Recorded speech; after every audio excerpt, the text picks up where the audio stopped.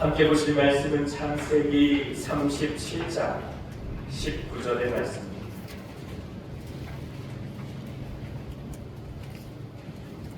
창세기 37장 19절, 미약성경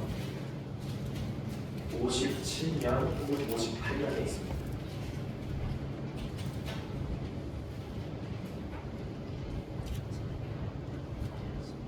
우리 함께 읽겠습니다. 서로 이르되 꿈꾸는 자가 오는도다. 아멘. 아름다운 동행이라는 제목을 가지고 이전에 제가 주일날 설교했던 인물 설교 이어서 계속해서 나누도록 하겠습니다. 오늘은 요셉에 관한 인물 설교입니다. 요셉, 우리가 모두 살아가고 또 잘 아시는 인물일 줄 압니다. 주일학교 때 인물 설교들을 많이 이제 접하셨을 터인데, 작년이 되어서 왜 인물 설교가 필요할까라는 의문을 가지실 수도 있을 것입니다. 그런데 우리가 사도행전 7장에 보면은요, 이제 예수님께서 부활하신 이후에 성령을 보내주시고 예루살렘 교회를 이제 세우게 하시지 않습니까? 그래서 큰 부흥의 역사가 있었어요. 하루에 막 3,000명씩 5,000명씩 하나님께서 영적인 추수를 이렇게 그렇게 하셨습니다. 그런데 그러한 추수의 역사들이 일어날 때에 큰 박해도 함께 있었던 것을 우리 기억합니다. 그래서 그 박해에 앞장섰던 사람이 바울 사도였었지요. 회심하기 전에 박해에 앞장서서 그리스도인들을 잡아 죽이려고 혈기가 기세가 등등하여서 그렇게 앞장섰던 사람이 바로 바울 사도입니다. 사도행전 7장에 대해서 이 바울 사도의 그 앞장섬을 기점으로 하여서 큰 박해의 중심에 스데반 집사가 있었죠. 스데반 집사가 이제 부형들, 자신들의 형제 자매인 이스라엘 사람들 앞에서 복음을 증거할 때 7장의 말씀을 잘 읽어보니까 인물 설교를 하게 됩니다. 아브라함으로 시작하여서 솔로몬에 이르기까지 스데반이 인물 설교를 하는 것을 보면서 하나님께서 스데반에게 이제 마지막 기회를 주셨고, 그 마지막 기회에 자기가 정말 사랑하는 형제 자매들, 자기의 동족인 이스라엘 사람들에게 어떻게 복음의 말씀을 증거할까라고 고민하던 스데반 집사에게 성령이 충만하게 하셔서 이 인물 설교를 통하여서 주님의 나라, 그리고 주님의 영광, 그리고 주님의 백성, 그 복음의 의미를 잘 증거할 수 있도록 하였구나라는 사실을 깨달아 알 수 있는 것이지요. 그런데 가만히 살펴보면 하나님의 계획은 처음부터 지금까지 변하신 적이 없다라는 사실을 우리는 기억해야 할 것입니다. 창세기의 말씀에 보니까 하나님께서는 말씀으로 온 세상을 창조하셨어요. 오늘 주일학교 가서 제가 얼른 내려가서 또 설교하고 또 올라왔는데, 우리 인성이, 인혁이, 그리고 전도와 연서, 이렇게 3명의 귀한 영혼을 하나님께서 보내주셨어요. 그래서 첫 시간 이제 설교를 했고, 그리고 두 번째 시간 또 설교를 했는데, 그 설교의 주제가 하나님의 창조, 하나님은 창조자이시다라는 내용이었습니다. 왜 제가 하나님은 창조자이시다라는 내용을 우리 귀한 어린 영혼들에게 전했는가? 그것은 바로 복음을 이해하기 위해서는 하나님을 창조자 하나님으로 꼭 이해해야만 하기 때문에 그렇습니다. 그래서 일전에도 제가 설명드린 바가 있는데요, 어린이들에게 복음을 증거할 때 글없는 책이라는 저도록을 통해서 복음을 증거합니다. 글없는 책은 진짜 글이 없어요. 오직 색깔만 있습니다. 그래서 첫 번째 책의 페이지는 녹색으로 되어 있습니다. 녹색. 그래서 하나님의 창조에 대해서 이야기하는 것이죠. 도대체 복음을 증거할 때 예수님 믿으세요 라고만 얘기하면 됐지, 왜 하나님은 창조자이시다라는 그 사실을 알려줘야 될까라고 우리는 생각해 볼 수 있을 터인데, 성경 전체의 저자가 하나님이시고 또 성경의 주인공이 예수 그리스도이시다라는 사실을 믿는다면, 이 성경을 통해 하나님께서는 신실하게 또한 하나님의 열심으로 그 아들 예수 그리스도를 증거하고 계십니다. 그 예수 그리스도의 죽으심과 다시 사심으로 말미암아 우리가 구원의 길을 얻게 되었고 또 믿게 되었다라는 사실을 알게 된 것입니다. 그 성경의 처음 시작이 바로 하나님은 창조자이시다라는 사실부터 시작하기 때문에 그래요. 우리가 하나님이 창조자이시다라는 사실을 깨닫지 못한다면 예수님이 왜 왔지? 뭐하러 날 위해서 죽으셨지? 무엇 때문에 내가 예수님의 죽음과 부활을 믿어야 되는 것이지? 라는 그 사실 자체에도 가지 못한다라는 것을 우리는 알 수 있습니다. 그래서 믿음의 가장 근본이 되는 것이 바로 하나님은 창조자이시다라는 사실이지요. 그리고 그 창조자이신 하나님께서 우리를 만드신 분이시다라는 사실. 그 사실을 이해하는 것은 굉장히 신앙에 있어서 중요하다라고 하는 것이지요. 그래서 그렇게 하나님께서는 온 세상을 만드신 이후에 하나님께서 인간을 만드셨고 그 인간을 만드실 때 오늘 주일학교 아이들한테 가르쳐준 복과의 내용 그것이 이미지 뭔가 하나님의 형상대로 만들어졌다라는 사실이죠. 하나님께서 이 땅에 인간을 만들 때 다른 동물들하고 똑같이 만든 것이 아니라 다른 짐승들까지 똑같이 만드신 것이 아니라 사람은 존귀하게 만드셨으니 사람이 왜 존귀한가? 그는 육체적으로는 흙으로 빚어서 다른 짐승들과 별반 다를 것이 없어 보이지만 그 코에 하나님의 생기를 불어넣으셨다. 그 생기라는 단어 자체가 푸뉴마, 바로 하나님의 성령을 말하는 것이기에 하나님께서 하나님의 성령을 인간에게 나누어 부여하시자 그의 육신 가운데 그의 성령을 불어넣으시자 비로소 그는 생명이 되었다라고 말씀하시는 것이죠.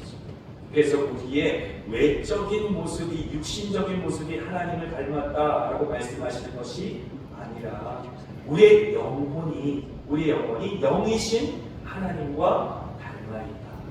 그래서 하나님의 자녀다라고 말할 수가 있는 것이죠. 마치 육신의 아버지 어머니를 자녀들이 닮는 것처럼 우리의 영적인 그 모든 지성과 감성의 의지, 이 모든 영적인 기능, 영어로는 function이라고 말하는데 그 영적인 기능이 하나님께서 이 땅 가운데 인간을 통해 하나님 자신을 보여주시는 그러한 영광된 모습이다라고 말씀하실 것입니다. 좀 서론이 길었는데요. 결론적으로 말하자면 무엇이냐면 하나님께서 인간을 만드실 때 하나님의 형상으로 만드셔서 인간을 통해 하나님을 계시하셨다라고 하는 것입니다. 계시란 영어로 revelation이라는 말인데 하나님은 그 누구도 스스로 알 수가 없습니다.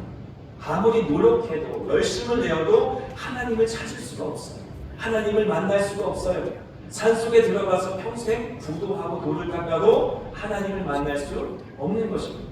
하나님을 그럼 어떻게 만날 수가 있는가? 성경에 보았더니 하나님이 직접 찾아오셔서 당신을 계시하지 않으시면 인간은 하나님을 만날 수가 없는 것이죠. 우리 창세기 내용 보면 3장에 보면 하나님께서 인간을 만드신 이후에 인간들이 범죄하게 되어지죠. 그래서 모든 사람이 죄를 범하였으며 하나님의 영광에 이르지 못하더니 라는 말씀처럼 죄인된 인간은 거룩하신 하나님께로 갈 수가 없는 것입니다. 하나님께서 인간에게 찾아오셔서 그를 계시하지 않는 이상 인간은 하나님을 더듬어 찾을 수도 믿을 수도 없는 것이죠. 그래서 하나님께서는 이 땅 가운데 인간이라고 하는 하나님의 형상을 만드시고 그 인간이라고 하는 존재를 통하여서 하나님을 계시하시기를 기뻐하셨다라고 성경은 말하고 있는 것입니다. 하지만 죄로 말미암아 하나님의 형상, 그래서 하나님의 영광을 계시해야 될 인간들이 그 온전한 사명을 이 땅 가운데 이루지 못하고 죄악 가운데 빠져 살면서 하나님의 영광을 가리운 자로 살게 되었다라는 사실을 우리는 알고 또한 믿게 되는 것이지요. 그래서 인간이라고 하는 존재가 그렇게 존귀하게 지음을 받았지만 결국 죄로 말미암아 하나님의 형상을 증거하지 못하게 되었고 하나님의 원래의 계획이었던 인간을 통해 하나님을 증거하고 하나님의 영광을 드러내고자 하였던 계획이 이 땅 가운데 실현되지 못합니다.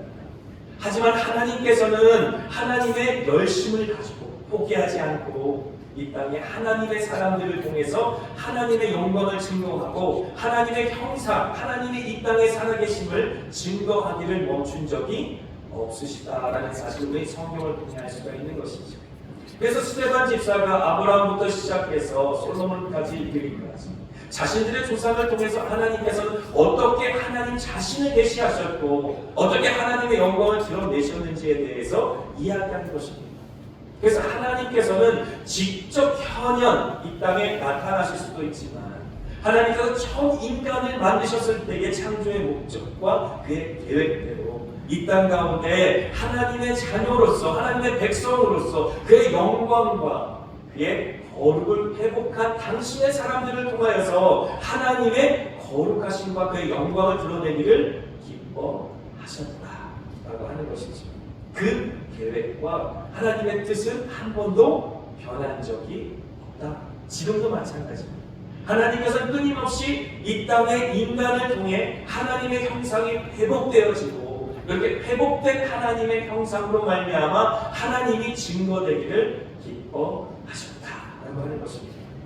그래서 하나님께서 이스라엘 백성들 가운데 거하셨을 때에 그들 가운데 임하였던 영광을 한번 생각해 보세요. 하나님께서는 법궤라고 하는 곳에 하나님의 영광으로 임재하셨습니다. 모세를 통해 이스라엘 백성들은 출애굽하였고 그 이후 하나님께서는 그들에게 보일 수 있도록 현현하셨습니다. 계시 되셨다라고 하는 것이지. 구름 기둥, 불 기둥으로 항상 앞서서 행하시는 하나님을 이스라엘 백성들에게 보여주셨다. 아, 그렇구나. 우리가 믿는 하나님은 소의 형상처럼 혹은 다른 짐승의 형상처럼 우상, 사람들이 만들어낸 신이 아니라 직접 우리 가운데 찾아오시는 하나님이시구나. 영광 가운데 우리의 앞서 행하시는 하나님이시구나 라는 사실에 대해서 이스라엘 백성들이 지속적으로 경험할 수 있었습니다. 뿐만 아니라 그들이 법궤를 만들었을 때에 법궤 위에 시은 소 혹은 시은 좌라고 하는 멀시싯이라는 곳에 1년에 한 번 대제사장이 피를 뿌려 속죄 그 모든 제사를 드리지 않습니까? 그로 말미암아 죄인과 하나님과의 맡긴담이 허물어지고 죄인이 하나님께로 나아갈 수 있는 담대함을 얻게 되는 것이 아닙니까? 그 시은 자 위에 시은 소 위에 항상 그들의 예배를 받아주신다, 그들의 기도를 받아주신다라는 그러한 상징적인 의미로 셰카이나의 영광, 글로리 오브 갓, 하나님의 찬란한 영광의 빛이 그 시은 자 위에 있었다라고 하는 것이지.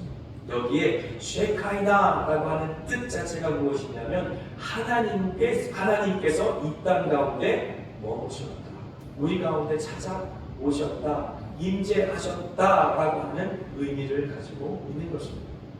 그래서 하나님께서는 우리와 함께하기를 원하셨고 그 하나님의 진심을 이렇게 하나님께서 이스라엘 백성들에게 셰카나의 영광, 글로리 오브 갓, 하나님의 영광으로 이스라엘 백성들을 통해 온 세상 가운데 보여주셨다라고 하는 것이죠. 하지만 하나님께서는 그렇게 법궤 위에 머무시는 영광만으로 하나님께서 살아계신, 하나님께서 사랑이심을 보여주시는 것으로 그치는 것이 아니다라고 하는 것이죠. 하나님께서는 이 땅 가운데 하나님의 백성을 통해 그들의 삶을 통해 하나님이 살아계신, 하나님이 사랑이심을 보여주신다라고 하는 것입니다. 혹시 다윗의 장막이라는 것을 혹시 들어보신 적 있으십니까?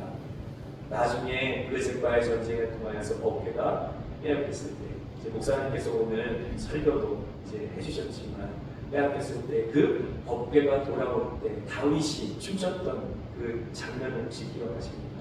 그 법궤가 돌아오는 것이 너무 기뻐서 막 춤을 췄었잖아요. 근데 나중에 보면 이제 우리가 신약 성경에 살펴보면 다윗의 장막이 회복될 것이다 라는 예언의 말씀이 있어요. 그 전에 성막이 회복될 수도 있고 성전이 회복될 수도 있는데 왜 하나님께서는 이제 이 사도들의 입을 통하여서 다윗의 장막이 이 땅 가운데 회복될 것이다 라고 말했을까요? 다윗의 장막은 성전이 지어지기 전까지 텐트를, 보잘것없는 텐트이긴 하지만 텐트를 쳐서 법궤를 모셨던 그런 장소이지 않습니까? 그런데 그 장소를 가만히 보면은요, 그 장소에는 거룩한 공간과 지성소를 나누는 그런 커튼이 없어요. 장막이 없습니다. 그냥 커튼, 이 텐트를 열고 들어가면 바로 법궤를 만날 수 있는 장소입니다. 그러니까 그 모습 자체를 보면 이 신약의 교회와 너무 흡사하다라고 하는 것이죠. 1년에 한 번 대제사장만 피를 가지고 이 거룩한 공간, 지성소로 들어가서 제사를 드릴 때 그가 죄가 있거나 하나님이 용서하지 않으시면 대제사장을 하나님이 치셔서 죽어요. 대제사장은 방울이 달린 옷을 입고 들어가기 때문에 그 방울 소리가 나지 않으면 하나님이 죽이셨다라는 사실을 인지하고 사람들이 허리에 묶은 밧줄을 끌어당겨서 그 죽은 시신을 바깥으로 끄집어냅니다. 그렇게 무서운 공간으로 생각되고 분리된 공간으로 생각됐던 그 장소가 그러한 장막이 없이 훤하게 드러나는 곳에 그런 법궤가 모여져 있는 것이죠. 그런데 얼마나 놀라운가 하냐면 그렇게 짐승의 제사와 피를 통해서 하나님께로 나가는 것이 아니라 다윗의 장막의 특징은 뭐였냐면 1년 365일 24시간 예배와 찬송과 기도가 끊이지 않는 공간이었다라는 사실을 알 수 있습니다. 다윗이 수많은 시편을 기록했지 않습니까? 다윗이 그 찬송시를 가지고 많은 이제 성가대와 그 성가대의 우렁찬 찬송 소리가 그 앞에서 마음껏 뛰노는 백성들의 그 예배 기도 소리 그런 것들을 통해서 하나님 앞에 예배함으로 하나님을 직접 대면할 수 있었던 하나님의 임재를 직접 느낄 수 있었던 그것이 바로 다윗의 장막이었기 때문에 예수 그리스도로 말미암아 다윗의 장막이 이 땅 가운데 회복될 것이다 라는 약속이 바로 오늘날 교회를 통해 회복된 것이죠. 그래서 우리가 이렇게 하나님 앞에 마음껏 얘기할 수 있는 것, 마음껏 찬송할 수 있는 것, 마음껏 부르시며 아버지의 이름을 부를 수 있는 것이 얼마나 큰 은혜입니까? 그 은혜의 지성소 앞으로 하나님의 보좌 앞으로 우리가 담대함으로 예수의 이름으로 나갈 수 있다는 것이 큰 축복인 줄 믿습니다.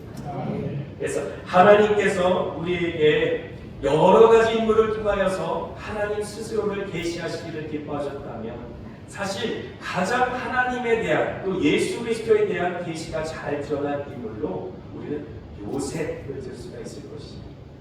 요셉을 모두가 다 알다시피 야곱의 아들이죠. 야곱이 사랑하던 아들이었습니다. 그래서 색동옷을 입혔던 아들이었죠. 마치 왕자처럼 공주처럼 그렇게 귀하게 키웠습니다. 그렇기 때문에 다른 형들한테 시기와 질투의 대상이 되었어요. 그래서 그를 편하게 보지 못하였다라고 성경은 기록하고 있어요. 편하게 대할 수도 없고 편하게 이야기할 수도 없었어요. 왜냐하면 그를 보면 불편했습니다.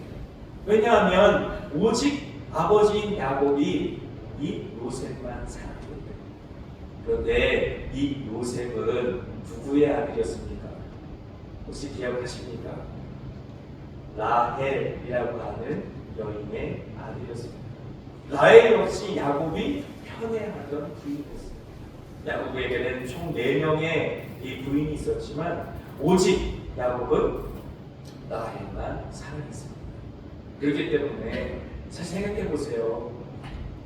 제가 어렸을 때 이제 그때는 국민학교, 지금 초등학교가 국민학교, 국민학교 다닐 때만 해도 선생님들의 거리가 굉장히 높았던 것 같아요.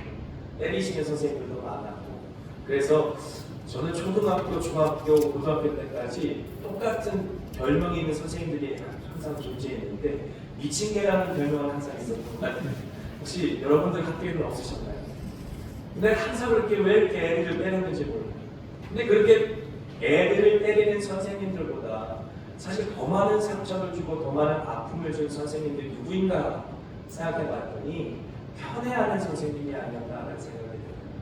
저 어렸을 때에 초등학교 한 3학년 좀 됐을까요? 그때 담임 선생님께서 이제 이 일제 강점기까지 겪으셨던 선생님이셨어요. 그 선생님은 딱 2명만 학생이 있으셨던 것 같아요. 반장, 부반장. 반장, 부반장 말고 다른 학생들은 눈에 보이지 않는 것 같았어요. 그래서 지금도 생각해보면 때리는 선생님보다 그 선생님이 더 마음을 아프게 한 선생님이 아니었나라는 생각을 해봅니다. 근데 이 야곱도 똑같죠.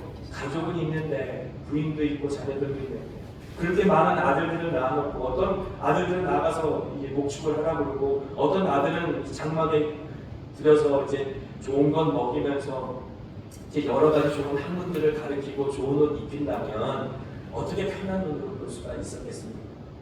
그래서 사실 이 요셉이 풀어야 될 숙제가 많았다라고 하는 것이죠. 제가 천국에 가서 이제 야곱 이 조상을 만나게 되면 야단을 맞을 수 있겠지만 야곱에도 너무 부정적으로 제가 얘기하는 것일 수도 있겠지만 이 야곱이 지어놓은 매듭을 요셉이 풀기 위해서 얼마나 힘든 인생을 겪었는지 모른다라고 하는 것이죠. 요셉은 자기가 태어날 때부터 아버지로부터 사랑받았다는 그 이유 하나만으로 형들에게 미움을 받게 되었고 지금 우리가 읽은 본문의 말씀은 사실 형들이 조롱하는 말로 지금 얘기하는 것이 야 저기 봐라 꿈꾸는 자가 온다. 형들이 이를 갈고 있었잖아요. 이 요셉이 꿈을 꿨다는 이유 하나만으로 안 그래도 색동 입은 것이 미웠는데 꿈을 꿨다고 막 자랑하는 그 꿈을 보니 너가 우리들의 왕이 될 것이냐 라고 말하잖아요. 그 꿈대로 된다면 요셉이 그때 지도자가 될 것이라는 꿈이기 때문에 자, 그 꿈이 어떻게 되나 보자 하고 그를 죽일 마음을 갖게 되는 것입니다. 그런데 하나님께서 요셉을 통해서 야곱이 맺어놓은 그 모든 매듭을 어떻게 끌어가는지 우리 모두 다 성경을 통해 이해하고 있지 않습니까? 하나님께서는 이 요셉에게 허락하신 인생을 통하여서 그 모든 맺힌 매듭을 풀어가시고 결국은 야곱을 축복한 말씀 그대로 이스라엘이라는 나라가 될 수 있게 축복하시고 12명의 모든 아들들에 있는 모든 마음속에 있는 앙금들을 다 풀게 하시고 그래서 시기, 질투, 분쟁, 다툼 이 모든 것들을 다 풀게 하셔서 결국은 하나님께서 축복하시고 세우시는 12지파로 하나의 나라로 하나님의 군대로 그렇게 아름답게 멋지게 세상 가운데 세워나가시는 것이 아닙니까? 야곱의 그 모든 실수와 실패에도 불구하고 하나님께서는 포기함 없이 야곱을 축복하시고 그의 자손들을 축복하신 것을 우리는 알 수 있다라고 하는 것이죠. 그런데 하나님께서 그 모든 축복으로 풀어나가시는 과정 속에 요셉을 사용하였는데 왜 요셉이 가장 예수님을 닮은 인물이다 라고 이야기하는가? 두 가지 이유가 있습니다. 첫 번째는 그의 꿈을 풀어나가는 과정이 하나님께서는 그의 인생을 통해 형통이라는 단어를 사용하시기 때문에 그렇습니다. 그래서 우리 창세기 37장 보셨으니까 조금만 넘겨볼게요. 39장 2절 39장 2절 같이 있습니다. 여호와께서 요셉과 함께 하심으로 그가 형통한 자가 되어 그의 주인 애굽 사람의 집에 있으니 아멘. 요셉이요 내가 이제 형통한 자가 돼야지 형통한 자로 살아야지 그렇게 마음 먹고 하나님 앞에 나 이제부터 형통한 자로 헌신합니다 라고 손들고 나온 것이 아니에요. 그는 이렇게 살고 싶지 않았어요. 사실 갑자기 들어닥친 사건과 상반전 그런 일들을 통해서 그는 이 보디발의 집에 팔려갔고 심지어 나중에 보면 감옥에 끌려가는 그런 일들을 겪게 되었습니다. 겪지 말아야 될 일들을 겪게 됩니다. 하지만 그러한 모든 일들을 통해 하나님께서는 형통이라는 단어를 요셉에게 허락하십니다. 이 형통이라는 단어는 사실 이 세상 가운데는 형통이라는 단어가 만사형통이라는 말 들어보셨나요? 모든 일들이 뜻대로 되어질 때 우리는 만사형통이라는 단어를 사용하지만 사실 성경에서의 형통은 우리의 뜻대로 되어진 것을 형통이라고 말하는 것이 아니라 하나님의 뜻대로 되어진 것을 형통이라고 말합니다. 그래서 하나님이 경영하시는 인생 그것이 바로 요셉의 인생이었다라는 것을 한 단어로 표현하자면 형통이라고 말할 수 있는 것이죠. 내가 형통해야지 형통한 삶을 살아야지 라고 헌신했거나 기도하는 것이 아니라 그의 인생을 하나님께 온전히 드렸더니 어떤 순간 어느 때라도 하나님께서 그의 인생을 붙잡아 주셔서 경영해 나가시는 인생 그래서 요셉의 지혜로 요셉의 능력으로 형통케 된 것이 아니라 하나님께서 경영하시고 하나님께서 축복하시는 인생이 되었다라고 하는 것이죠. 근데 사실 이런 그림은요, 사도 바울도 똑같이 고백하고 있습니다. 제가 스스로 기도하면서 이제 저녁에 이제 아내와 함께 나와서 이제 예배당에서 기도하는데 제가 그런 생각이 들더라고요. 예전에 이찬수 목사님 설교를 제가 즐겨 듣던 때가 있었어요. 이 이찬수 목사님이 그런 얘기를 많이 하셨어요. 이제 교만하면 죽는다라는 생각을 많이 갖는다. 텍사스에서 이제 잠깐 목회할 때 거기에 그 이찬수 목사님 오셔서 작은 인원이었지만 집회를 인도해 주셨습니다. 참으로 인격적으로 훌륭하시고 정말 겸손하신 분이 나눌 수가 없었어요. 그래서 인격적으로 많은 감화와 감동을 주셨던 분이신데, 그래 나도 겸손해야 되겠구나. 겸손하지 않고 교만하면 죽는다라는 생각을 했는데 갑자기 어떤 생각이 들었냐면 바울 사도의 이 기도가 생각났어요. 고린도후서에 보면 바울 사도가 자신의 몸에 있는 가시를 위해서 3번 기도하지 않습니까? 기억하시죠? 근데 하나님께서 그 3번을 아주 매몰차게 거절하세요. 그리고는 뭐라고 말씀하시냐면 이 거절하는 이유가 있는데, 왜냐하면 내가 약할 때 내 강함이 너를 통해 드러나기 때문이다 라고 말씀하시는 것이죠. 그래서 오히려 바울 사도가 어떻게 했냐면 크게 기뻐했다고 했어요. 왜냐하면 이제부터 나의 약함을 자랑할 터이다. 왜냐하면 내가 약할 때 하나님의 강함이 드러나기 때문에, 내가 약할 때 하나님께서 강하게 나를 들어 사용하시기 때문에, 그래서 겸손함을 넘어 약함으로 사용해야 되겠구나 라는 생각을 해봤습니다. 그래서 요즘에 저는 저의 약함을 묵상합니다. 그래서 내가 어떤 약함을 가지고 여러분들을 섬길 수 있을까? 왜 하나님께서는 이렇게 겸손함을 통해 또 약함을 통해 하나님만을 의지하는 자들을 붙들어 사용하셔서 하나님의 경영하심으로 말미암아 형통한 인생이 되게 한다. 이것이 바로 하나님의 뜻이 우리들을 통해, 하나님께서 하나님의 형상으로 만든 인간을 통해 이 땅 가운데 이루어지는 길임을 우리에게 밝히 보여주는 것이죠.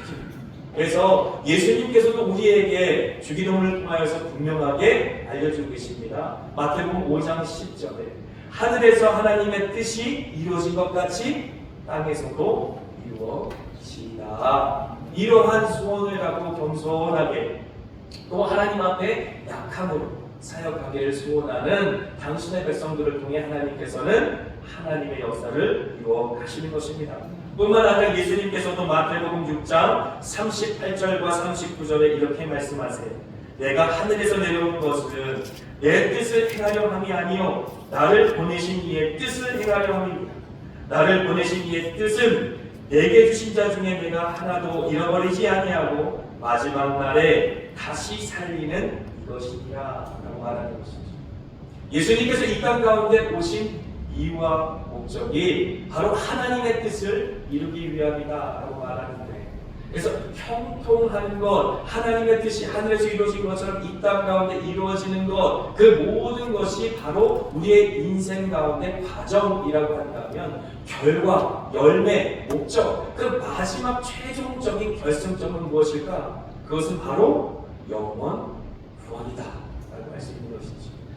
그래서 제가 처음 이제 성경 공부를 하고 목회를 배우고 그럴 때에 도대체 이 목회는 왜 하는가? 왜 목회자가 필요한가? 교회에서 목회자 역할은 무엇인가? 최종적으로 우리가 아이들을 위해서 수련회를 준비하고 또 어떤 캠프를 준비하고 어떤 프로그램을 준비했을 때 그 모든 것들의 최종적인 목표점은 무엇을 해야 되는가? 라고 했을 때 청교도, 예전에 17세기에 있었던 그 모든 그 부흥의 상징인 청교도들은 뭐라고 얘기했냐면 그 모든 목회의 목표점은 영혼의 회심이다 라고 이야기했습니다. 그러므로 우리가 이 땅 가운데 하나님의 사람으로서 하나님의 뜻을 수종들고 그래서 순종하며 살아가면서 하늘에서의 하나님의 뜻이 이 땅 가운데 나의 인생을 통해 조금이라도 이루어지기를 소원하며 살 때에 그 최종적인 목표점은 영원권이다라는 사실을 우리에게 보여주고 있다는 것이지. 예수님마저도 이 땅 가운데 오신 것은 나에게 준 자 중에 한 영혼도 잃어버리지 않기 위해 그들을 구원하기 위해 이 땅 가운데 오셨다라고 말씀하셨던 것처럼 말입니다. 이러한 말을 요새도 똑같이 합니다. 조금만 더 넘겨보실까요? 50장으로 한번 넘겨보시죠. 창세기 50장 20절의 말씀. 거의 요셉의 이제 마지막 부분이라고 할 수 있는데 20절의 말씀. 창세기 50장 20절의 말씀. 같이 있습니다. 당신들은 나를 해하려 하였으나 하나님은 그것을 선으로 바꾸사 오늘과 같이 많은 백성의 생명을 구원하게 하시려 하셨나니. 아멘.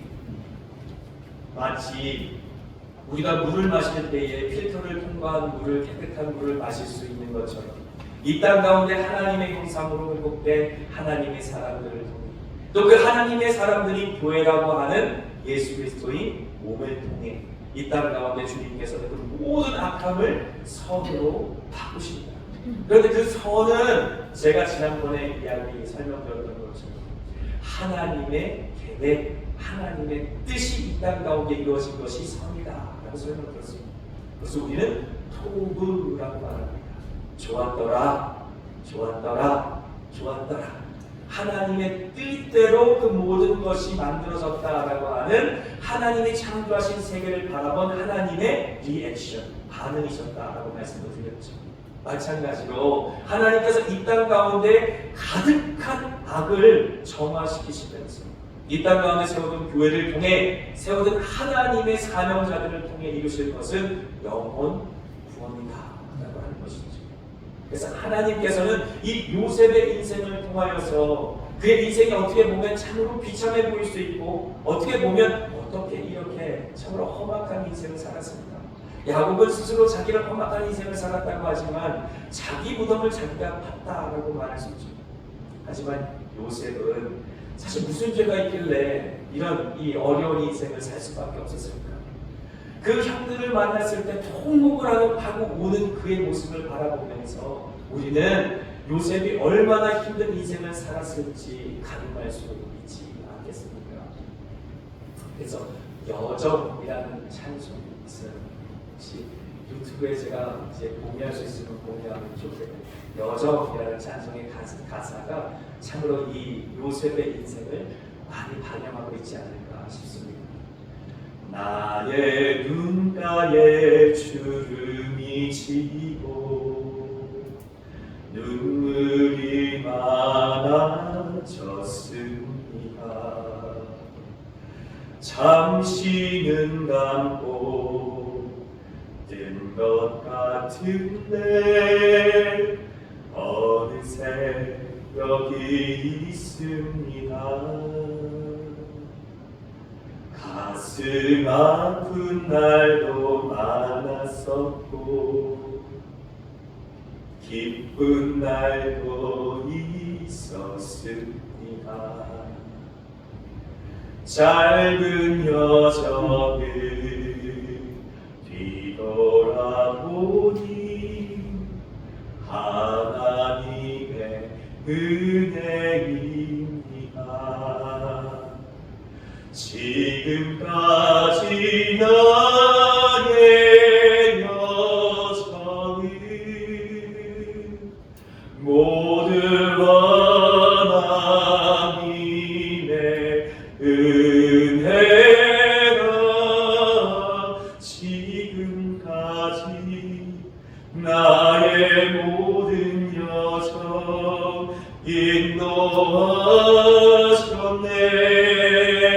인도하셨네. 나의 남은 모든 여정은 모두 하나님께 맡기리라. 나의 모든 삶 마치는 날까지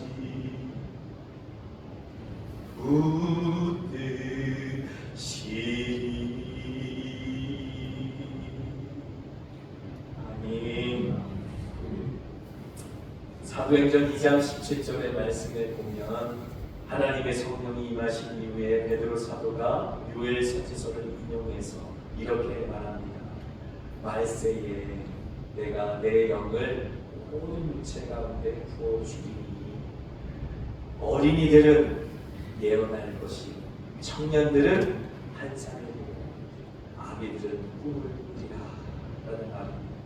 이 세 가지의 모든 말들은 하나님께서 하나님을 계시하시겠다라는 뜻입니다. 어린이들을 통해 청년들을 통해 또 나이 든 사람들을 통해 그 모든 자들에게 예언을 주시고 또 환상을 주시고 꿈을 주셔서 하나님을 계시하시겠다라는 뜻입니다. 하나님을 드러내시겠다. 그래서 성령 받은 모든 사람들이 하나님이 살아계심을 분명하게 알 수 있도록 하실 뿐만 아니라 그들의 증인된 삶을 통하여서 온 세상이 하나님을 계시받게 되는 역사가 이 땅 가운데 일어나게 되는 것이지. 꿈을 꿨다는 이유 하나만으로 요셉이 핍박받을 만했지요.